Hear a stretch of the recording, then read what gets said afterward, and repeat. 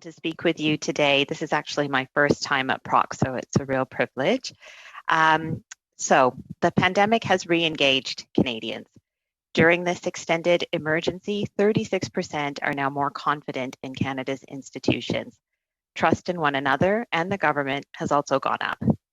This positivity during a tremendously difficult time indicates that Canadians can be asked to take on a challenge and should be given a more central role in designing the post-pandemic society. To do so, they will need more mechanisms to contribute. Strengthened community ties, clear messaging, and flexibility with election administration can make the difference. My name is Sabreena Delhon, and I'm the Open Democracy Fellow with the SFU Morris J. Wask Centre for Dialogue, Open Democracy Project, and Massey College. I'm here today on behalf of DemocracyXChange, which is Canada's annual democracy summit.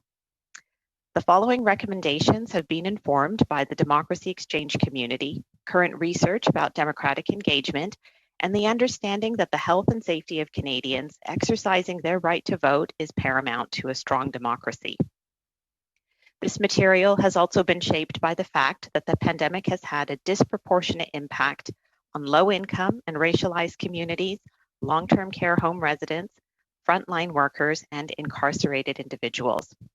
Across these categories, women are bearing the brunt of adverse outcomes. These groups are also most likely to face barriers to casting a ballot. I'd like to acknowledge the recent special report of the Chief Electoral Officer. It presents a range of measures to effectively administer an election during a pandemic. These include increasing the number of voting days, holding the election over a weekend, and preparing for a major increase in mail-in ballots. We enthusiastically support approaches that will provide a safe and efficient experience for voters. Now, our recommendations. First, work with a range of community-based organizations that focus on engaging voters over specific issues or demographic variables. The work of groups like Future Majority and Canadian Muslim Vote are of note here. These groups can help to prepare people for the experience of voting, for the process of obtaining and submitting a mail-in ballot, and can also help to manage expectations related to the counting process. These groups can also reinforce messaging related to physical distancing and other precautions. We know the pandemic has affected different groups in different ways. For instance, students may not be able to vote on campus, so they will require targeted outreach to clarify where to vote and how. Coordinating with community groups, nonprofits, and other entities will be key to disseminating crucial information about process and precaution to distinct populations. Throughout the pandemic, community organizers have demonstrated incredible ingenuity. Their knowledge and relationships are key to connecting people in a manner that makes voting relevant and appealing. Point of order, Madam Chair, can I just interrupt real quick? Maybe the witness just needs to move the microphone boom up a little bit. There's a lot of popping, and I know that's difficult on our interpreters, but I find it's best if it's almost at your nose, but there's a lot of popping. Yeah. How's that? Is that a little better? Okay, thank you for that. Thanks. Yeah, you know, there was a little bit, so I guess thank you for calling that out. Thanks.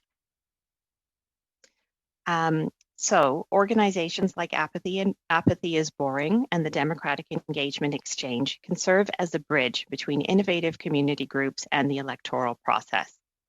We understand that Elections Canada hires community relations officers for this outreach function. We advise that officers be hired well in advance of the writ period so outreach to stakeholders can be actioned quickly. We feel that this is foundational to ensuring engagement and would be worth making legislative adjustments to accommodate. Second, ensure key messages acknowledge realistic fears and emphasize that voting is easy and safe. It is critical to counter the American narrative that registering to vote and voting are onerous things to do. Research shows that first-time and frequent voters overestimate how difficult and time-consuming the voting process is. The fact is, for the vast majority of eligible voters, it is very easy. This needs to be conveyed clearly, along with the fact that there are different ways to vote to suit your needs and circumstances. Another point is to emphasize the identity of being a voter above the act of voting. Research has shown that this has a positive effect on engagement. and this can be built upon by calling or texting individuals to support the creation of a voting plan. Third, consider lowering the voting age from 18 to 16 and making voting part of the secondary school curriculum. This demographic is highly engaged in social issues, but feels disconnected from traditional forms of democratic engagement. As the pandemic will have a considerable impact on future generations, their input going forward should be harnessed. We are willing to partner to help support a safe, effective, and inclusive election should the committee see a role for us. Thank you very much for your attention, and I'm pleased to answer any questions you might have. And I'm really going to try and focus the discussion on a pandemic election, which of course we hope doesn't actually become a reality, but is always a possibility in a minority setting. So, Ms. Delhon, I know your organization is doing incredible work, and you made some recommendations in your opening remarks, which I thought were quite good. I really appreciated the point you made at the very beginning about voters or members of the public being more engaged in designing the post-pandemic society. I really appreciate that point. In terms of community-based organizations like yourself, and you listed quite a few others, how can they help? So you listed a few ways in which they can help, but I guess, so maybe you could go a little bit more in depth there, but I'm more interested in a pandemic setting. How do we essentially coordinate with organizations like yourself, like Canadian Muslim Vote? I think you mentioned Apathy is Boring, which is a great organization as well. Can you tell us about what that would ideally look like in a pandemic setting? Because obviously that creates some challenges. What I would recommend is looking at how other regions, and as you know, I understand the committee is doing this for case studies. So I spoke with Elections BC in preparing for this meeting, and they noted that stakeholder outreach and preparing for the huge volume of mail-in ballots was a critical part of their pandemic election strategy. So fortunately, there's some case studies to draw key lessons from.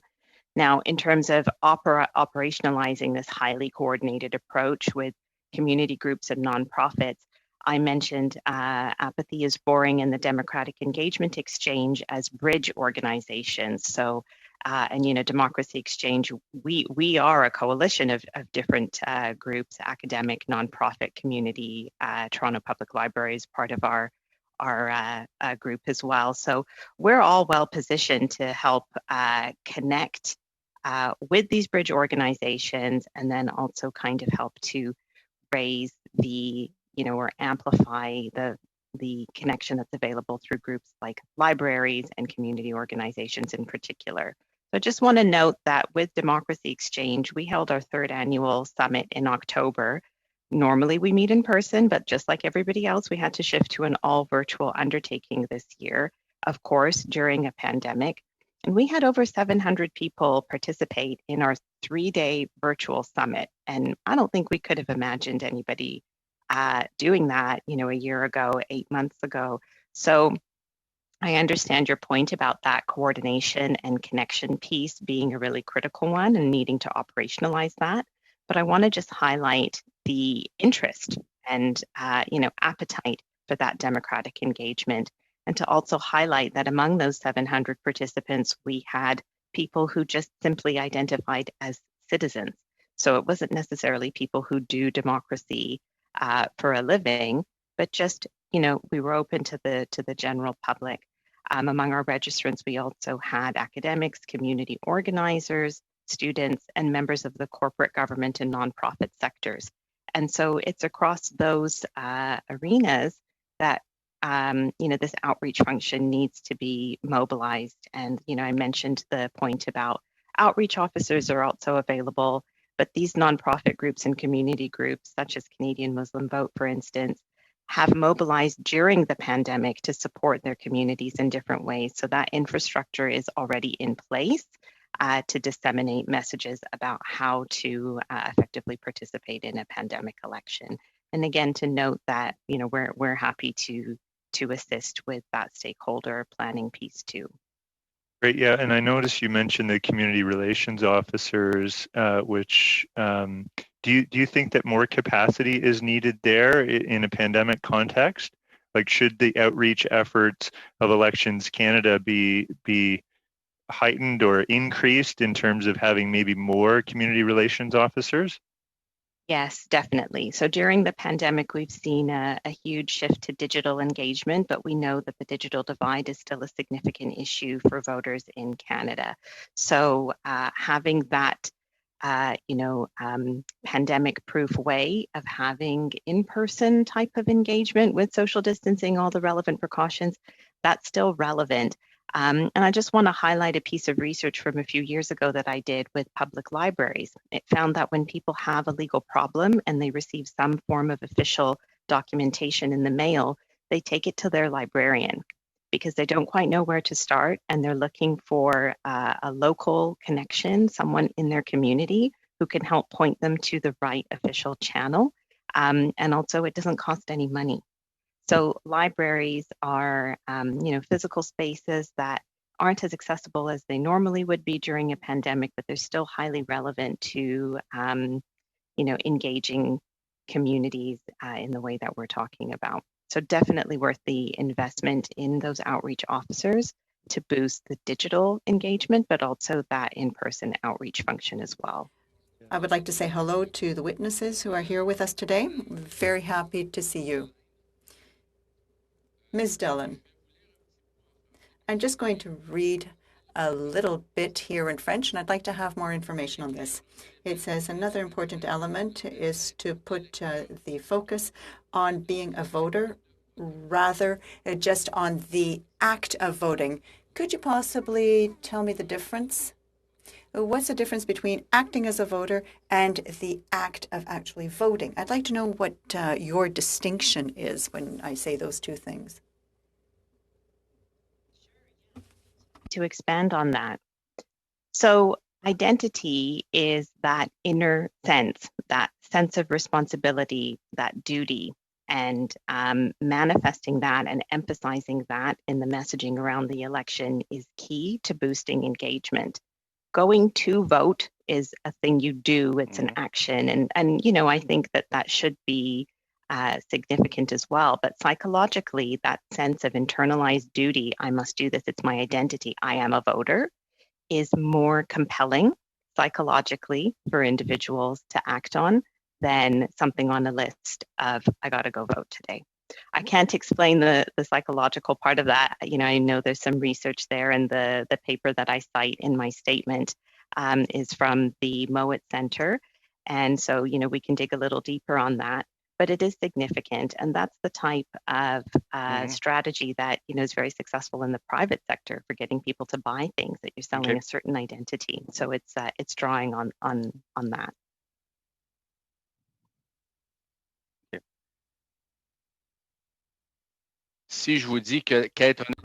If I were to say to you that to be a voter, that's a 4-year job, you have to be curious. And that is what people have to learn to do. They have to be made aware of the political surroundings that they live in. Is that what you mean?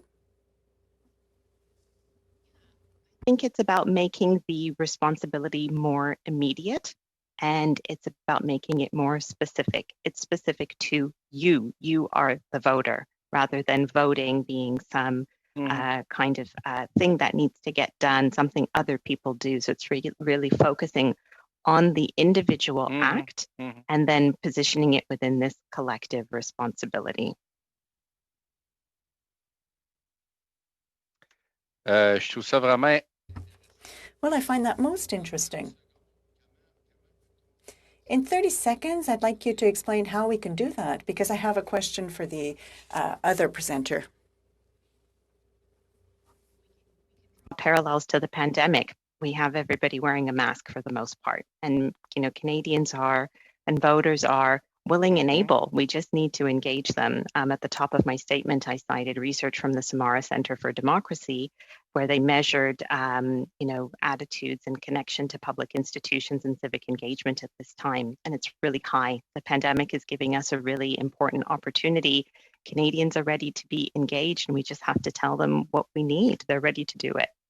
So if we can get people wearing a mask during a pandemic, we can definitely harness this moment to get them to be more engaged. as a citizen, as a voter. Ms. Delhon, I just want to start with you and go back to the comment you had made about on-campus voting. We've heard from some witnesses prior to this, there are still students living on campus. There are still professors and support staff who work on campus. I'm wondering, Will, you talked about some ways to kind of mitigate the situation of not having on-campus voting. Do you think it would be wise to continue to have on-campus voting in the event of a pandemic election? Well, I would defer to public health officials on their best advice about whether elections should be conducted physically on a campus. It depends on how that can all be set up. And in my statement, I presented the student experience just as an example, as a case study, because there's lots of people right now that would be living in one location during this time, but they are now living somewhere else because of the pandemic. And so that creates some confusion around where to vote and how do you, indicate your official address. So that's something that would need to be ironed out. On the student side, I also just want to mention again, Apathy is boring in the Democratic Engagement Exchange because they recently conducted a student vote campaign that partnered with 700 different community organizations. And so that gives us a blueprint to make sure that, certain populations like students can have the messaging and receive the information they need to vote and, understand how to do it and where to go.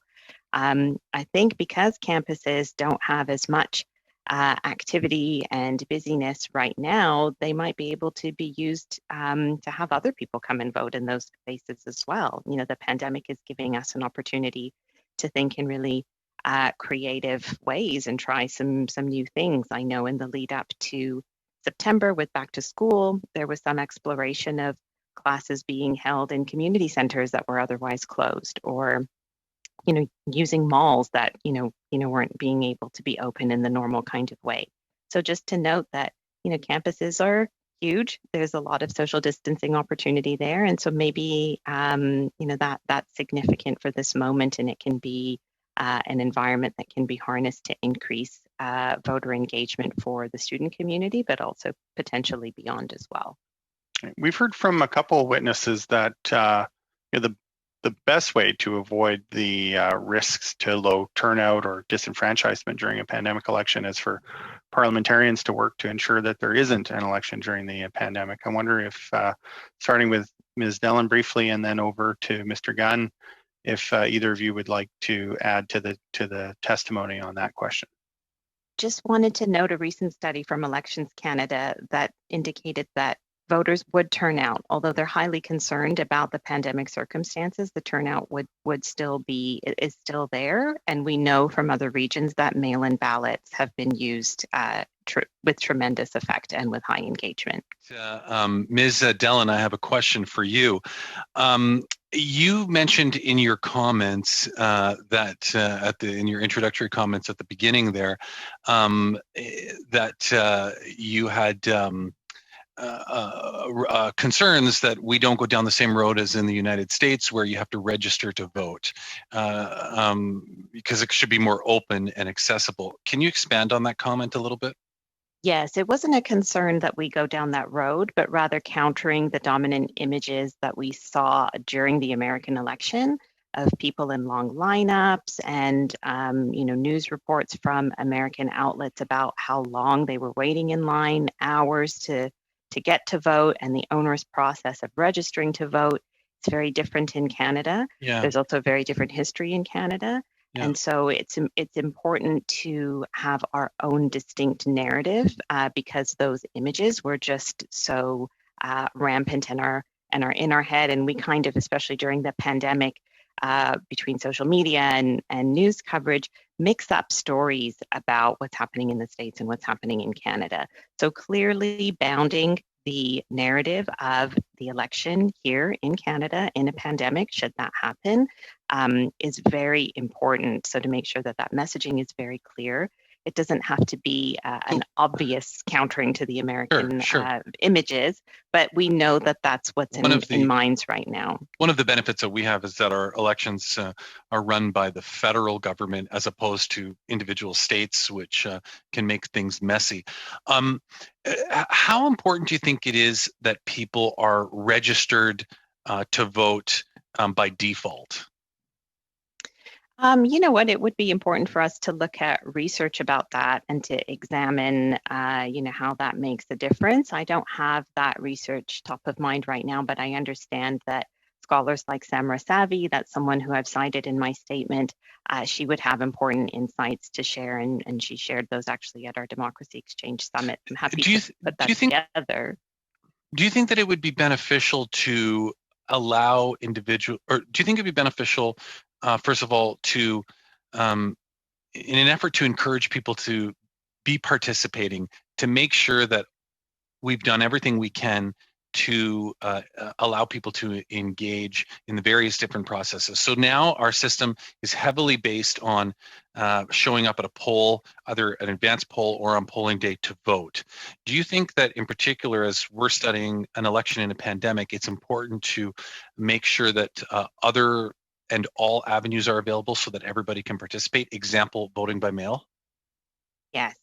And, to go back to the American election for a moment, although it was very arduous, we saw record turnout rates, and it was because of the easing of voter restrictions. So one of the issues that we have in Canada is that our voting by mail, it's not very simple.